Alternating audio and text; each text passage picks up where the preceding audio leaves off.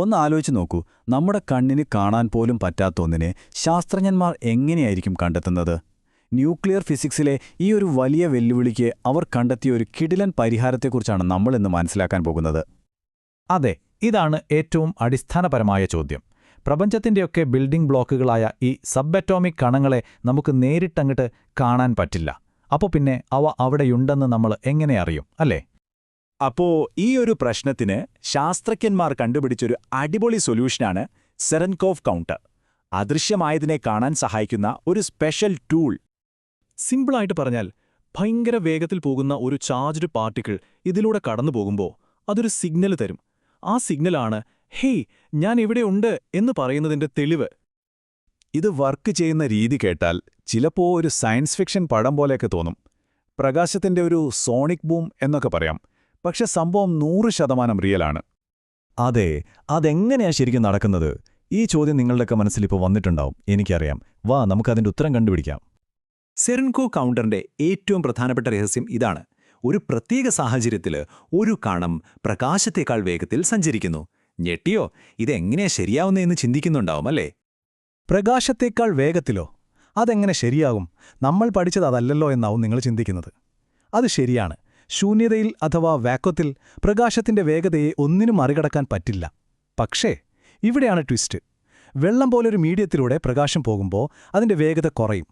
കാരണം അവിടുത്തെ ആറ്റങ്ങളുമായിട്ടൊക്കെ അതൊന്ന് ഇടപഴകുകയല്ലോ. അപ്പോൾ കാര്യങ്ങൾ കുറച്ചുകൂടി ഇൻട്രസ്റ്റിംഗ് ആവും. ഇത് മനസ്സിലാക്കാൻ നമുക്ക് സോണിക് ബൂം എന്ന ഐഡിയ ഉപയോഗിക്കാം. ഓക്കെ, ആദ്യം തന്നെ നമുക്ക് ശബ്ദത്തിന്റെ വേഗതയെക്കാളും സ്പീഡിൽ പോകുന്ന ഒരു ജെറ്റ് വിമാനത്തെപ്പറ്റി ഒന്ന് ആലോചിക്കാം. ഒരു സൂപ്പർസോണിക് ജെറ്റ് വിമാനം വായുവിലൂടെ ശബ്ദത്തേക്കാൾ വേഗത്തിൽ പോകുമ്പോൾ എന്ത് സംഭവിക്കുമെന്ന് നമുക്കറിയാം, അല്ലേ? ആ ജെറ്റ് അതിന്റെ മുന്നിലുള്ള സൗണ്ട് വേവ്സിനൊക്കെ മറികടന്നു പോകുമ്പോൾ ഒരു ഷോക്ക് വേവ് ഉണ്ടാകും. അതാണ് നമ്മൾ സോണിക് ബൂം എന്ന ഭയങ്കര ശബ്ദമായിട്ട് കേൾക്കുന്നത്. ഇവിടെയാണ് നമ്മൾ ആ പ്രധാനപ്പെട്ട പോയിന്റിലേക്ക് വരുന്നത്. ആ കണം പ്രപഞ്ചത്തിലെ ഏറ്റവും വേഗതയായ ശൂന്യതയിലെ പ്രകാശവേഗതയെ മറികടക്കുന്നില്ല. പകരം വെള്ളം പോലൊരു മീഡിയത്തിലൂടെ പ്രകാശം പോകുമ്പോഴുണ്ടാകുന്ന വേഗതയാണത് മറികടക്കുന്നത്. സംഭവം ആ ജെറ്റ് വിമാനത്തിന്റെ കാര്യം പോലെ തന്നെയാ. ജെറ്റ് ശബ്ദതരംഗങ്ങളെ പിന്നിലാക്കി സോണിക് ബൂം ഉണ്ടാക്കുന്നില്ലേ? അതുപോലെ ഈ കണങ്ങൾ ആ മീഡിയത്തിലെ പ്രകാശതരംഗങ്ങളെ പിന്നിലാക്കി ഒരു ലൈറ്റ് ബൂം ഉണ്ടാക്കുന്നു. ഇതിനെയാണ് നമ്മൾ സെറൻകോവ് വികിരണം അഥവാ സെറൻകോവ് റേഡിയേഷൻ എന്ന് വിളിക്കുന്നത്. അപ്പോൾ ഇതിലെ ഏറ്റവും പ്രധാനപ്പെട്ട കാര്യം എന്നാണെന്ന് വെച്ചാൽ, ഈ ലൈറ്റ് ബൂം, അതായത് ഈ സെറൻകോവ് വികിരണം, ഒരു പാർട്ടിക്കിൾ അതുവഴി കടന്നുപോയി എന്ന് നമുക്ക് തരുന്ന ഒരു ക്ലിയർ സിഗ്നലാണ്.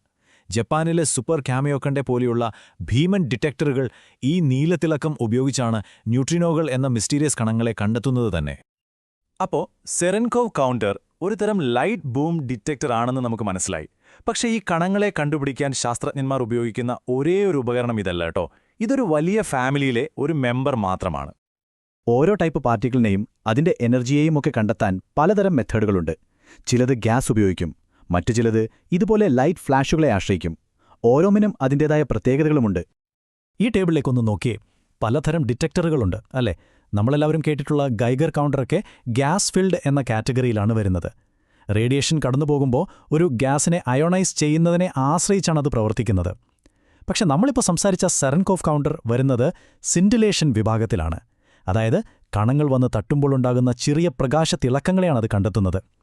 ഈയൊരു വെറൈറ്റിയാണ് ഓരോ സാഹചര്യത്തിനും പറ്റിയ കറക്റ്റ് ഉപകരണം തിരഞ്ഞെടുക്കാൻ ശാസ്ത്രജ്ഞന്മാരെ ഹെൽപ്പ് ചെയ്യുന്നത്. ശരി, അപ്പോൾ എന്തിനാ നമ്മൾ ഈ ഡിറ്റക്ടറുകളെക്കുറിച്ചൊക്കെ ഇത്രയധികം സംസാരിക്കുന്നത്? എന്താണിതിൻ്റെയൊക്കെ പ്രാധാന്യം?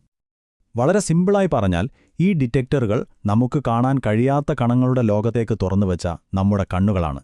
ഈ പ്രപഞ്ചം എന്തുകൊണ്ടാണ് ഉണ്ടാക്കിയിരിക്കുന്നത് എന്ന് മനസ്സിലാക്കാനും പുതിയ പുതിയ കണ്ടുപിടുത്തങ്ങൾ നടത്താനും ഇവ നമ്മളെ സഹായിക്കുന്നു. സത്യം പറഞ്ഞാൽ ഇവയില്ലാതെ ഇന്നത്തെ മോഡേൺ ഫിസിക്സ് ഇല്ല. ഇവിടെ പറയുന്നതുപോലെ തന്നെ ഈ ഡിറ്റക്ടറുകളുടെ തത്വങ്ങളും പ്രവർത്തന രീതികളും പ്രപഞ്ചത്തെക്കുറിച്ചുള്ള നമ്മുടെ ധാരണയ്ക്ക് അടിസ്ഥാനപരമാണ്. അതായത് ഇവ വെറും ഉപകരണങ്ങൾ മാത്രമല്ല, നമ്മുടെ അറിവിന്റെ ലോകം വലുതാക്കാനുള്ള താക്കോലുകളാണ്.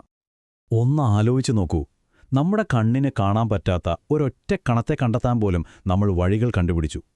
അങ്ങനെയെങ്കിൽ ഇനിയും കണ്ടെത്താനായി എന്തൊക്കെ അത്ഭുതങ്ങളായിരിക്കും ഈ പ്രപഞ്ചം നമുക്കുവേണ്ടി ഒളിപ്പിച്ചു വെച്ചിട്ടുണ്ടാവുക?